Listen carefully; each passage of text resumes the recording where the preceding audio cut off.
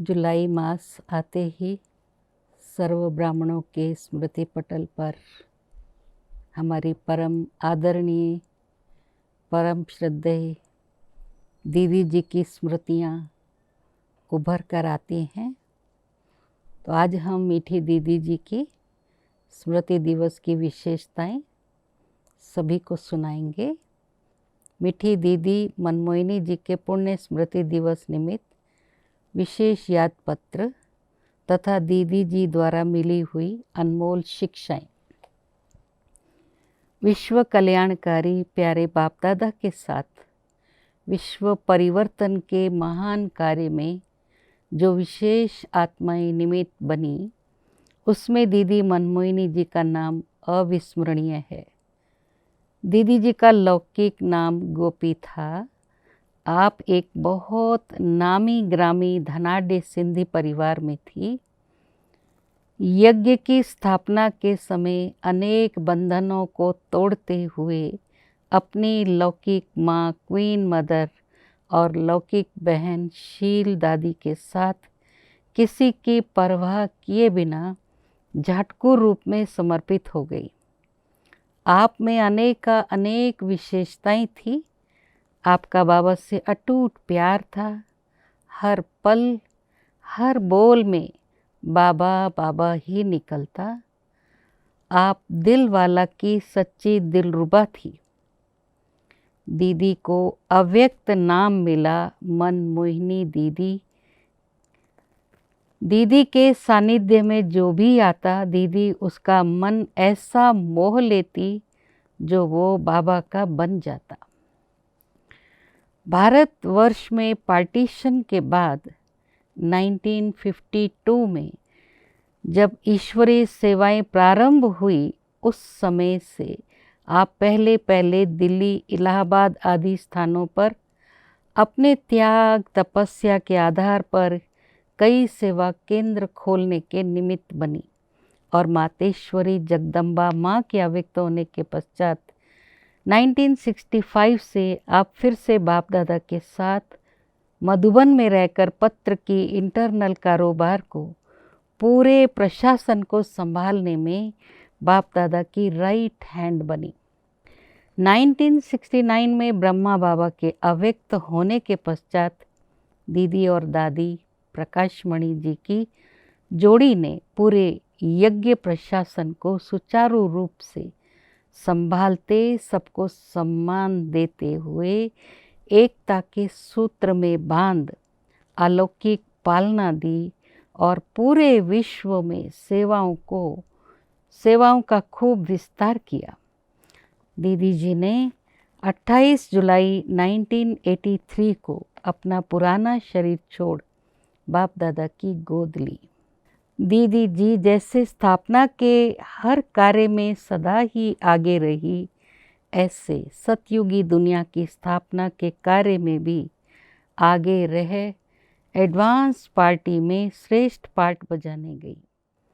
ऐसी महान आत्मा के प्रति सभी अपने सेवा केंद्रों पर प्यारे बाप दादा को विशेष भोग लगाना जी, और उनकी मधुर शिक्षाएं और विशेषताएं सभी को अपनी क्लासेस में अवश्य सुनाना। अच्छा, सभी को याद। ओम शांति। अभी हम सुनेंगे दीदी जी की मिली हुई मुख्य शिक्षाएं और दीदी जी की विशेषताएं। पहला है, बाबा ने संपन्न बनाने के लिए हम बच्चों को श्रीमत दी है। श्रीमत पर चलने का आधार है एक बल एक भरोसा। ये श्रीमत ही की नींव है। बाबा के हर इशारे को हम एक्ट में तभी ला सकेंगे जब पूरा फेथ होगा। जिसमें फेथ होता है उसकी राय में कभी अपनी राय मिक्स नहीं हो सकती। एक बाबा की राय पर चलने से हल्के रहेंगे। बाबा ने कहा है, जिम्मेवारी बाबा को दे दो और खुद हल्के रहो। अगर किसी के मन में ये संकल्प चलता है कि बाबा तो साकार में नहीं है, तो यह भी संशय है। अमृत वेले विधि पूर्वक योग में बैठते हैं तो अनुभव करते हैं बाबा लेन देन कर रहे हैं। स्वस्मृति में रहेंगे तो बाबा को जो अपना कार्य कराना है कराते रहेंगे, कराते भी हैं, ऐसा अनुभव करेंगे। दूसरा, जैसे श्वास के बाद श्वास उठता है, वैसे संकल्प के बाद संकल्प उठता है। दोनों की रेस है। कर्म में श्वास जल्दी चलते, योग में संकल्प जल्दी चलते। योग में एक बाप की याद के प्यार के संकल्प में एकाग्र हो जाएं तो सब रस प्राप्त होते। एकाग्र वृत्ति की धरनी पर हर संकल्प फलदायक होता है। इसलिए कर्म योग का अभ्यास चाहिए। दिनचर्या पर अटेंशन हो। न्यारे और प्यारे की स्थिति बहुत मीठी अवस्था है। तीसरा, ज्ञान सागर बाप के हम सब बच्चे सदा ज्ञान की लहरों में लहराते हैं। लहरें तो भिन्न भिन्न प्रकार की होती हैं, लेकिन सागर तो अति गंभीर है। योग भट्टी में बैठते अनुभव होता है जैसे लाइट माइट खींच रहे, नीचे आने की दिल नहीं होती है। चौथा, सदा अपने स्वमान में स्थित रहो तो फरिश्तेपन की स्टेज दूर नहीं। कभी कभी अगर कमज़ोरी के संकल्प उठते हैं तो कहेंगे स्वमान की स्टेज से नीचे आ गए। महारथी की मुख्य निशानी है फॉलो फादर, और हर कदम श्रीमत पर। तो जो स्वरूप बाबा हमारे से चाहते वो अभी प्रत्यक्ष होना चाहिए। सदैव याद रहे जैसा कर्म हम करेंगे हमें बाबा के दिल तख्त नशीन बनना है। अगर दिल कहाँ टुकड़ा टुकड़ा होगी तो बाबा स्वीकार नहीं करेंगे। पांचवा है, बाबा के दिल और मेरी दिल में अंतर न हो। कोई कितना भी गुणवान हो, हमें उस पर न्यौछावर नहीं जाना है। देखना है इसको ऐसा गुणवान बनाया किसने। तो बुद्धि डायरेक्ट उस तरफ हुआ ना, बाबा की तरफ चली जाएगी। जब बाबा की दिल से दिल मिल गई तो और कहीं जा ही नहीं सकती है। इसमें यह गुण है, इसके लिए इससे हमारा स्नेह है, यह भी बहुत सूक्ष्म माया है। बाबा हमें अभी इससे भी पार ले जा रहे। जब दिलवर को दिल दे दी तो हमारा फरिश्ता स्वरूप दूर नहीं। ईश्वरीय परिवार में भी बुद्धि नहीं फंसानी है। हमारा संसार, हमारा परिवार एक ही है। हमारा तो एक बाप, दूसरा न कोई, यह भी महारथियों की निशानी है। इससे ही किला मजबूत होगा। 6th पॉइंट है जो हम सबको पहले दिन सुनाते हैं कि 4 नियमों का पालन करना है। एक है ब्रह्मचर्या, दूसरा सत्संग, तीसरा शुद्ध अन्न, चौथा दैवी गुण। तो हम अपने में चेक करें कहाँ तक इन नियमों को पूर्ण रूप से पालन किया है। कर्मणा में तो नहीं आते हैं, लेकिन मनसा में भी संकल्प न आए। सदैव संग दोष से बचे रहें। सदैव एक बात याद रहे, एक की सुननी है, एक को ही दिल में बसाना है। 7th पॉइंट है, जब हम बाप दादा को पूरा पूरा फॉलो करेंगे तब हमारी सूरत से बाप की सीरत दिखाई देगी। हमेशा ध्यान रहे चढ़ती कला वाले का संग करना है, पर चिंतन पर दर्शन करने के संग से संभाल करनी। 8th पॉइंट है, योग द्वारा हमारे विकर्म विनाश हुए तो उसकी निशानियाँ बता रहे। पहला, नेचर बदल जाएगी। दूसरा, बुद्धि की लाइन क्लियर हो जाएगी। तीसरा, बोझ से हल्के होंगे। मुख से कभी यह नहीं निकलेगा कि ये मेरे आगे कोई परीक्षा आई है। चौथा, चढ़ती कला का अनुभव होगा। 5वां, मेहनत कम सफलता ज़्यादा अनुभव होगी। अब 9th पॉइंट है, अब घर चलना है। ये याद रहे तो ऑटोमेटिक सब तरफ से दिल हल्की हो जाती है। कोई परवाह नहीं, खाते पीते उठते घर चलना है। इससे बाप याद रहेगा, पुरानी दुनिया से किनारा हो जाएगा।